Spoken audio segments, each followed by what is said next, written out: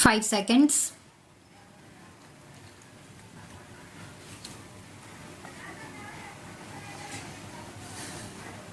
It is clear from the discussion made herein above that the said case was not one relating to compounding of offence. Apart from that, the court found that the dues of the banks have been satisfied by receiving the money, and the suits filed by the bank in the civil court have been compromised. The FIRs were filed in 1987, 1988, and the investigation had not been completed till 1991.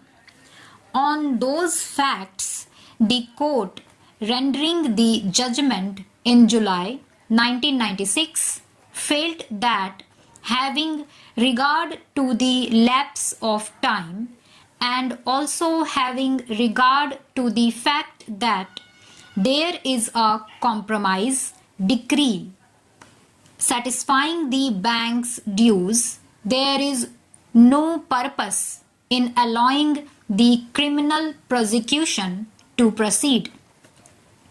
On this consideration, this court held the provision of section 482 of Criminal Procedure Code.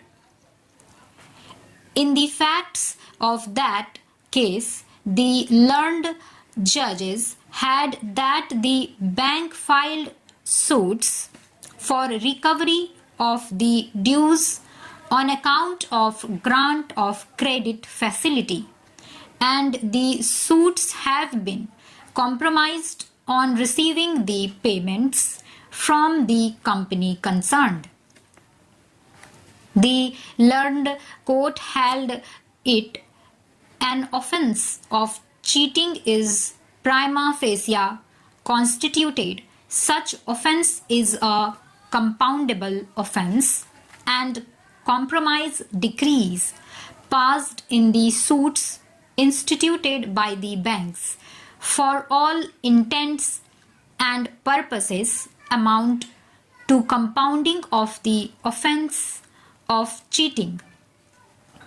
In that case, the court came to the conclusion, since the claims of the banks have been satisfied and the suits instituted by the banks have been compromised on receiving payments, the court felt that the complaint should not be perused any further, and therefore the decision of the High Court in quashing the complaint does not require any interference under Article 136 of the Constitution. It is therefore clear that no legal proposition has been laid down on the compounding of offence in Duncan's Agro. This court proceeded on the peculiar facts of the case discussed above. Therefore, the said decision cannot be an authority to contend that by mere sanctioning of a scheme, the offences committed by the appellant company prior to the scheme stand automatically compounded. Reliance was also placed on the decision of this court in the case of CVI New Delhi, reported in 5 SCC 257. In that case, reliance was placed on the decision of this court in Duncan's Agro as such.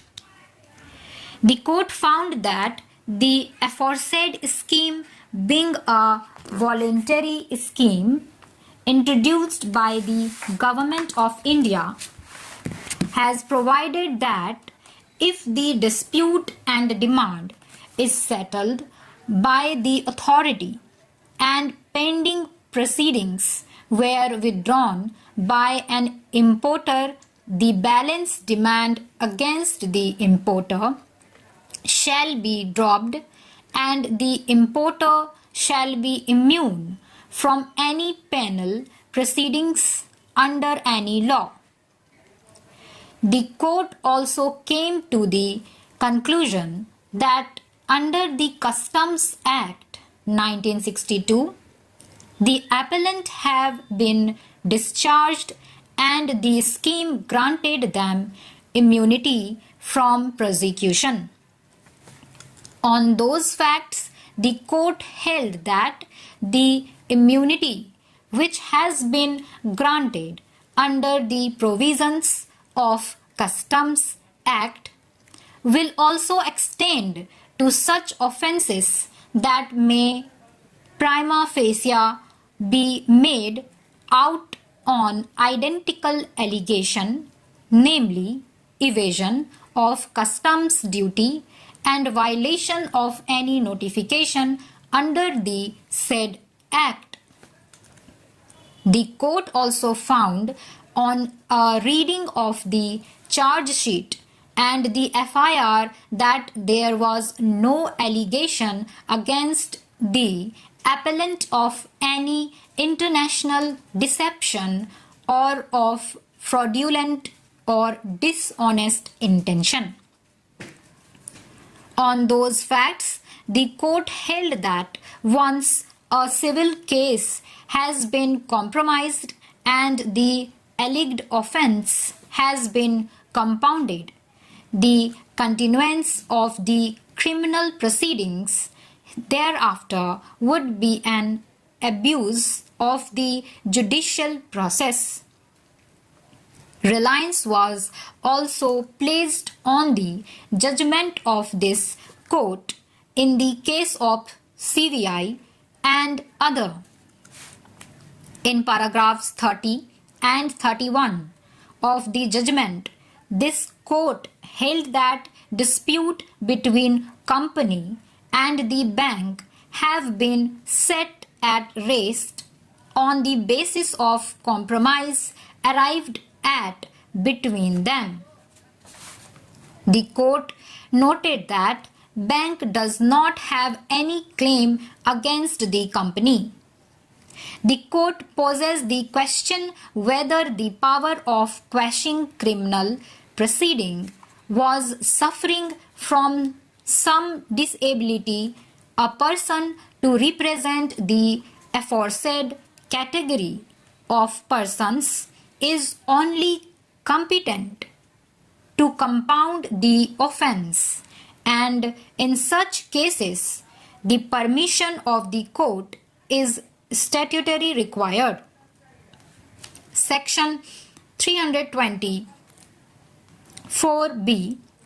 also reiterates the same principle by providing that when a person who is otherwise competent to compound an offence is dead, his legal representatives, as defined under the Code of Civil Procedure, may, with the consent of the court, compound such offence. Therefore, representation of the person compounding has been statutorily provided in all situations.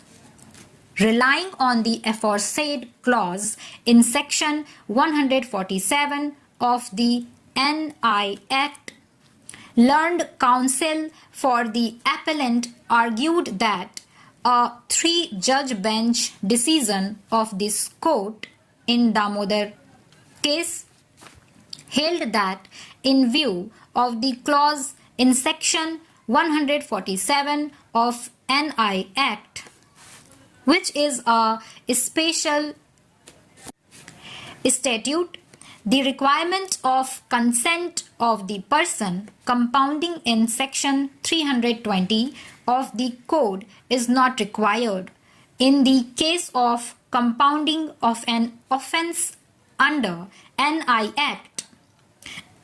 This court is unable to accept the aforesaid contention for various reasons. Stop.